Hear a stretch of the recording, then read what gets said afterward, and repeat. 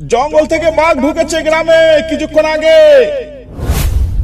মোহনদা, বাঘ ওই কোথায়? ওই তো বাঘটা পালিয়ে যাচ্ছে। ওই দেখো, আরো দুটো পালিয়ে যাচ্ছে।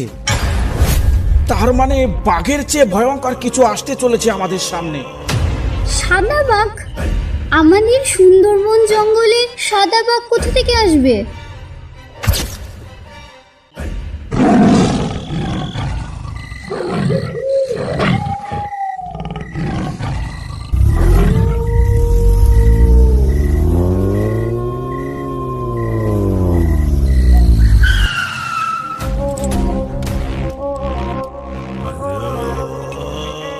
সকল গ্রামবাসীদের উদ্দেশ্যে জানানো হচ্ছে, আপনারা যে যেখানে আছেন অবিলম্বে ঘরে ঢুকে দরজা বন্ধ করে দিন।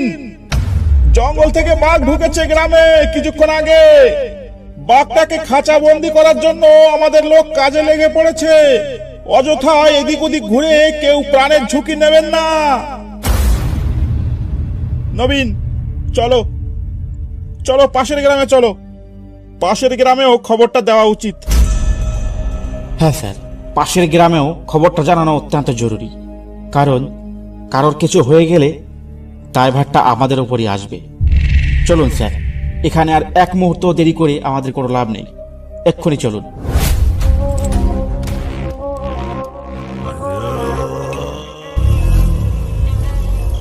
ওরে নেতাই, তাড়াতাড়ি পা চালিয়ে আয়। সন্ধ্যা হয়ে গেছে অনেকক্ষণ। আর একটু রাত হলে তো পথঘাট কিছুই দেখা যাবে না। বাড়ি পৌঁছবো কি করে তখন? এমনিতেই হাট করতে আজ অনেক দেরি হয়ে গেল।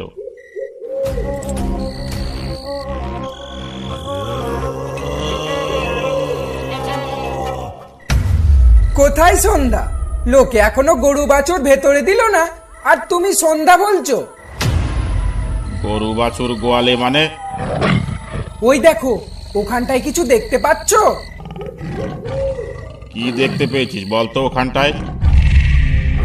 সন্ধ্যা হয়ে গেছে তো অনেকক্ষণ আগে। কার গরু বাঁধা রয়েছে ওখানে?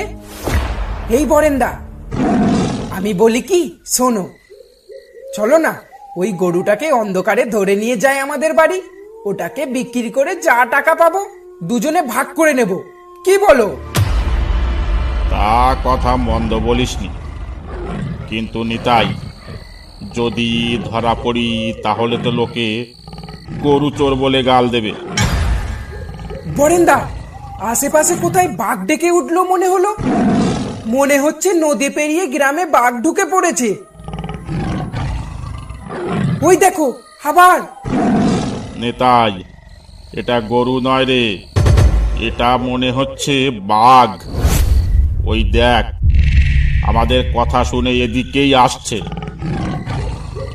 বরেন্দা পালাও, এটা কোনো গরু নয়, এটা সাদা বাঘ। সাদা বাঘ সুন্দরবনে কি করে এলো?